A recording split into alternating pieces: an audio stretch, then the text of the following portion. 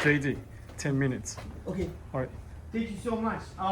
And if I can have you introduce your name, the film project you did, and which aspect of the filmmaking process was your favorite part? Was it the editing? Was it the post-production aspects? Was it the pre-production? Yeah, just curious to know what your favorite part of creating your art was. I'll start with you. I'm Lauren Hanke, and I co-directed and co-wrote Toxic Summer. And my favorite part, it's hard to pick a favorite.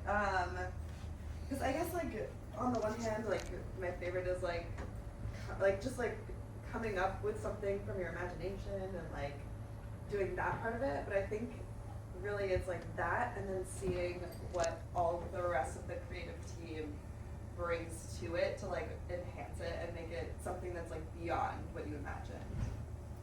Cool. Yeah. I'm Maggie Galloway. I co-created Toxic Summer. And I think my favorite part actually was how co-created the project was. We really like put our entire selves into it together, and obviously filmmaking can be a very singular experience for a lot of your career, and I think just to be able to have the space to work with everyone at that capacity, it was really fun for us. It was a small project that turned into something that's been a really big highlight for us. So. I'm Christopher Nunez, and I wrote and directed No Happy Beginnings, and I think the best part is just, I guess the festival circuit is it's really fun. Finally, when people see it, and some people really connect with it, so it's nice to see people like it. Yeah. My name's Scott Ackerson. I did Living with Mr. Fishy.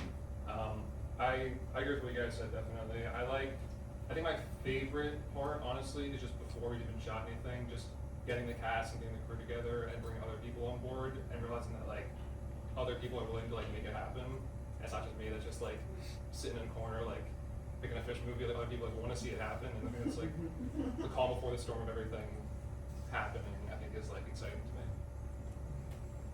I'm Josh Prezzuto. I made Stan Has a Plan, and my favorite part of the process was probably like the main shoot day, which was like the date, because that was like the day that like everybody was there.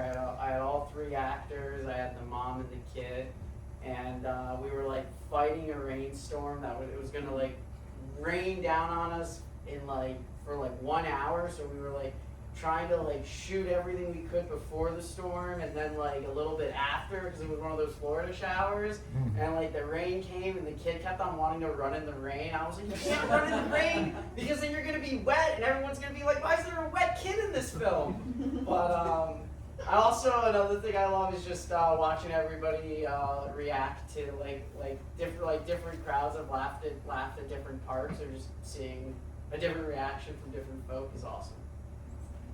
I'm Laura Zalia. I made Story Strong, the web series about a little girl with two moms. Usually I love editing, but I always love editing, but for this one I also loved filming with kids. It was so fun to film with actors under the age of 10. There was a lot of playground time and a lot of snacks. It was very fun. Hi, my name is Jorge Balion. I directed animated film, Hept. And my favorite part was, and the most challenging was writing the suspense. Yeah. Awesome. Great. I'll open up the floor for questions. Go ahead. First of all, bless your heart for loving editing. I have a question for the two that created Toxic Summer.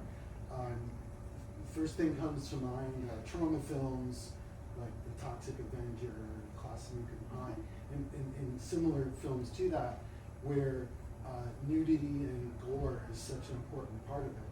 I was wondering, had you considered having nudity and gore, but then were the actors not comfortable with that, or was that something that you just didn't want to go down in that kind of film? Just happened naturally. It was like how the story needed to be told. I'm deeply inspired by the horror genre. I also work with a lot of women, and I think exploitation is absolutely a massive aspect of films that inspired us in the writing process. But I feel like in general, I mean, the girl that did SFX had never done them before, and we filmed in Springfield, Missouri with a bunch of people who don't have access to the things that we have access to being in LA and New York, and I think it just happened naturally, and then of course it's a 13-minute runtime, so I think we were much more compelled by scene work and dialogue than we were kind of shock factor in that instance. I don't know. Yeah, I guess I'm trying to remember if we had ever considered like nudity, like maybe Originally, I slightly? think the run for the lake was supposed to be, wasn't it? Yeah, I think so, skinny yeah. dipping, I guess. Yeah. But like, I think kind of similar to what you said, it was like, we didn't necessarily feel like we needed it, Yeah. and, I feel like we're able to, tell the story without, but, yeah, as There far was as your question Maybe goes, intimacy, yeah, because we Yeah. didn't have, it was very Right. low budget, so we wanted to be very safe, and, Yeah. I'd say if anything gore, like just practicality, like, my character Trish, like, had a lighter in the original, and she, like, lit the place up, and obviously with $1,300, that wasn't gonna happen, so, yeah, maybe that, but. yeah. Thank you. Thank you. 3 minutes. Any other questions? Can I ask a question? Sure. Okay, I have a question about like shorts versus features, because it was so fun to see so many short projects together. So I'm just wondering about like runtime, and do you feel like your projects are the perfect length, or do you wish they were longer, or do you wish they were shorter? And for Story Strong, it's episodic, so I like thinking about a little piece, and then also it gets to have a larger arc if you watch all the episodes. But I love watching all the shorts together, so thanks for letting me ask a question. I definitely wish mine was shorter. I was just sitting there and I was like, oh, it's still going. But no, thanks for asking. What about you? I like the length of it. I think I love really short stuff. Like I love to have the humor in something really impactful and short, but also again episodic, so I can expand.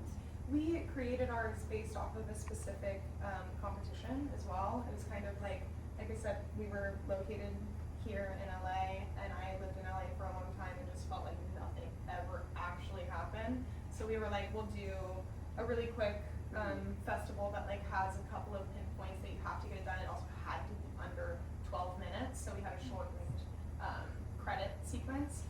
But I think in making Toxic Summer, we like in our circuit, we've really enjoyed speaking to people that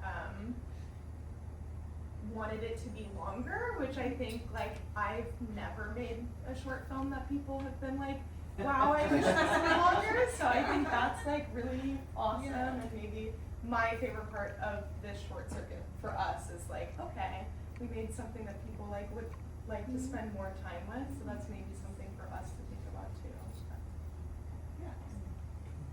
Awesome. One question. One more question? Anybody? So I think the kids that are in Story Strong are so natural in the way they come across. What did you do in casting that helped you find kids like that? Casting was so fun. Thank you for the question, Charity. So casting was really fun, and for the Story Strong character, there were 3 kind of amazing finalists, but Priya Sahota is amazing. I'm so in awe of her. And then just sort of imagining how people would play off each other and work together, and doing rehearsals on Zoom.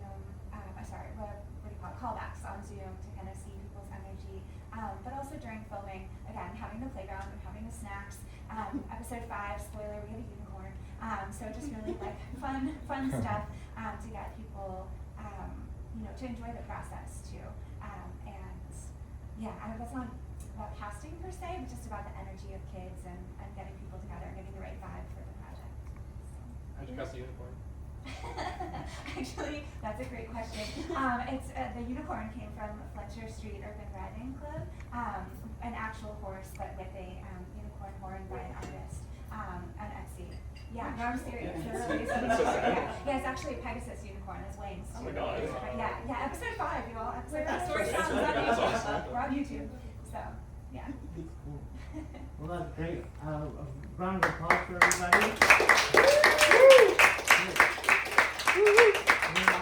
I'll invite everyone to go back to the bar where it's you can maintain the temperature.